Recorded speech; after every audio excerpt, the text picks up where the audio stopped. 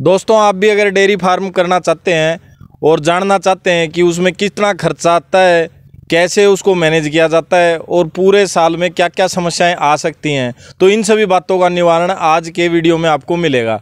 तो आज के जो वीडियो है ना, उसमें हमारे विजिटर हैं सुरजीत जी, फार्मिंग गुरु जी यूट्यूब चैनल वाले। उनसे हम इन प्रश्नों के उत्तर आपको दिलवाने की कोशिश करेंगे और प्रयत्न रहेगा हमारा।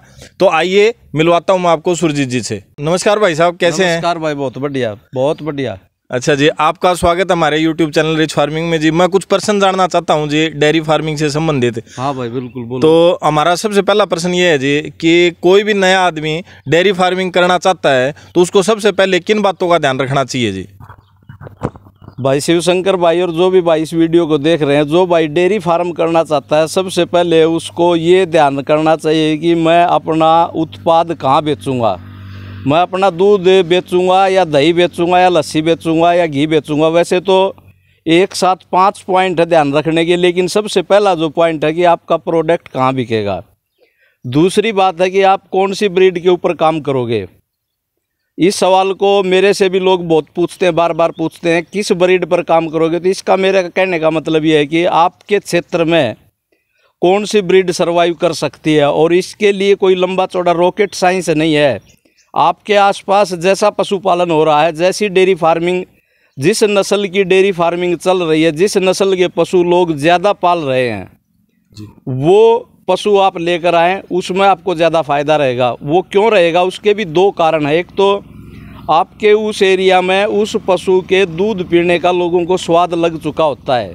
दूसरी बात है, पशु रखने में एक रिस्क रहता है। जैसे उदाहरण के लिए बताऊं कि गुजरात की गिर नस्ल की गाय है, भावनगर के आसपास मिलती है जी, लेकिन उस गाय को यदि आप गुजरात के कच्छ एरिया में भी लेके आओगे तो उतना अच्छा प्रोडक्शन नहीं देगी। और दूसरा उदाहरण, जैसे हरियाणा की मुर्रा भैंस है, तो हरियाणा में ही मुर्रा भैंस ज़्यादा दूध देती है। उसको आप छत्तीसगढ़ में या मध्य प्रदेश में लेकर जाओगे तो इतना अच्छा रिजल्ट नहीं देगी। तो दूसरी बात हुई ब्रीड सिलेक्शन की। तीसरा ध्यान रखने वाली बात है कि आपके वहाँ सूखा चारा, हरा चारा साल भर सही कीमत पर उपलब्ध हो, वो जगह आपको चुननी चाहिए।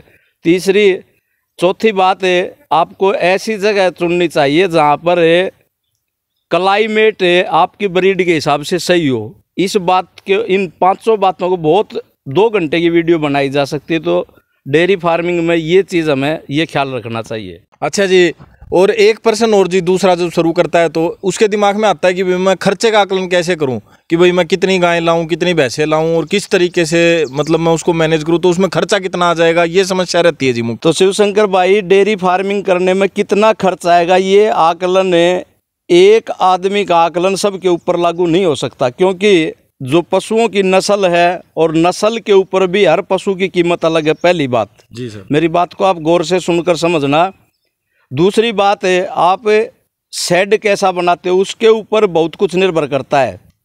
तीसरी बात है खर्चे के आकलन में कि आप मैनेज कैसे करते हो। तीनों बातों को एक बार गौर से सुनना। पशु के ऊपर निर्भर करता है कि आप किस कीमत का पशु खरीदते हो। तो नए व्यक्ति को कभी भी, जब तक उसको पशु खरीदने का अनुभव नहीं हो, तो महंगा पशु नहीं खरीदना चाहिए।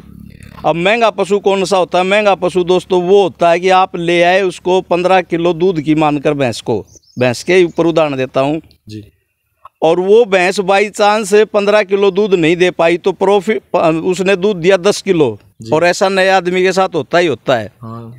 और वो भैंस आपने खरीद ली 1.5 लाख रुपए की, तो वो भैंस होगी महंगी जी, और वो खर्चा गया आपका बढ़। वो 10 किलो दूध में 1.5 लाख रुपए अपने 1 नहीं 3 ब्यात में भी पूरे नहीं कर पाएगी।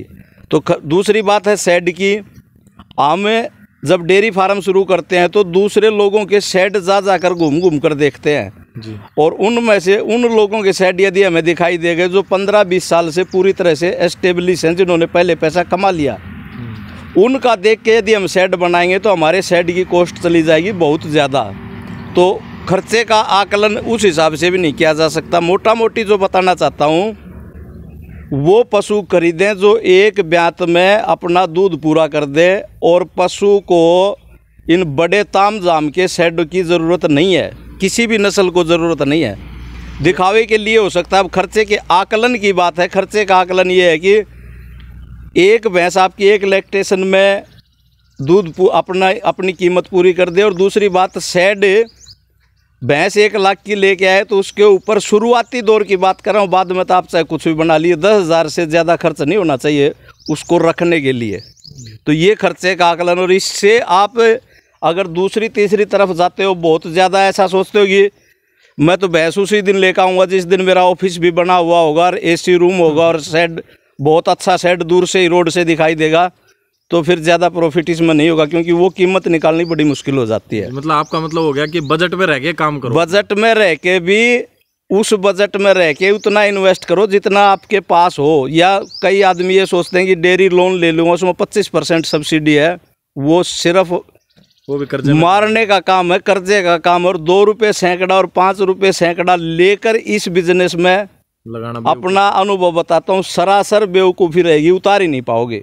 जी सर जी, आपने बताया, काफ़ी अच्छी बातें लगी। एक प्रश्न हो रहा है जी अंतिम मेरा, कि जैसे साल में जी, हर साल में पूरे अपने इंडिया में क्लाइमेट जोन ऐसा रहता है कि 4 ऋतुएं रहती हैं, तो चारों ऋतुओं में अलग अलग सिस्टमों पे ध्यान रखना पड़ता है। कभी कोई चीज़ें पे ध्यान रखना पड़ता है, कभी किन चीज़ों पे।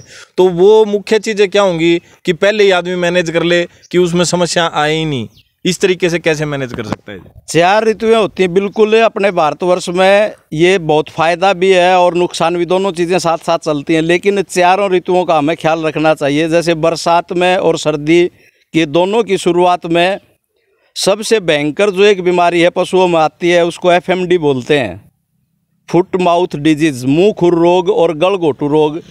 और लगभग हरियाणा का तो मुझे पता है, हरियाणा से बाहर भी शायद पूरे देश में वैक्सीन की स्कीम चलती है सरकार की तरफ से, और पशुपालक उसको करवाते नहीं। तो इन दोनों ऋतुओं में शुरू होने से पहले हमें गलघोटू और मुँह खुर रोग का टीकाकरण ज़रूर करा लेना चाहिए। उसके बाद बरसात की कुछ बीमारियां हैं, जैसे मक्खी मच्छर से संबंधित बीमारियां हैं, मक्खियों से संबंधित बीमारियां हैं, तो उनके बचाव के लिए भी हमें अपने डेयरी फार्म पर प्रबंध करना चाहिए। तो चारों मौसम के अनुसार, सर्दी ज़्यादा होगी तो भी कुछ दिक्कतें आती हैं, तो वो आप करते करते उसको सीख जाओगे। तो इस प्रकार चारों मौसम के लिए हमें तैयार रहना चाहिए। और चारों मौसम में मुख्यतः यही 2 बीमारियां आती हैं, इनको हमने बचा लिया तो अपने पशु को हम बचा सकते हैं। और उसके साथ साथ इसको मौसमी बीमारी तो नहीं कहूँगा, थनैला रोग कभी भी आ जाता है, हमारी गलतियों की वजह से भी आता है, और कई बार पशु की इम्यूनिटी कमज़ोर हो तो उसकी वजह से भी आता है। तो उस पर थोड़ा सा ध्यान कर लेंगे तो निश्चित ही बीमारियों से आप अपने पशुओं को बचा पाएंगे। और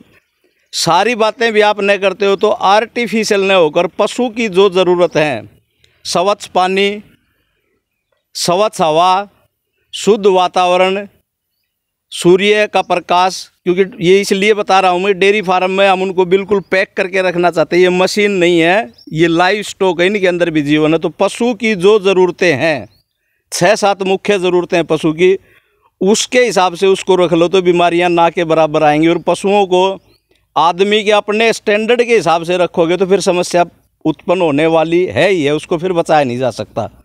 पशु को पशु के स्वभाव के अनुसार रख लो, चाहे चारों मौसम में, फिर कोई दिक्कत नहीं आएगी। धन्यवाद सर जी, आपने हमारे दर्शकों को काफ़ी ज्ञान की और भाई बढ़िया तरीके से डेयरी फार्मिंग वो चला सके, इन चीज़ों की जानकारी दी। और भाई आप सभी का भी बहुत बहुत धन्यवाद कि आपने इतना शांति से हमारा वीडियो देखा।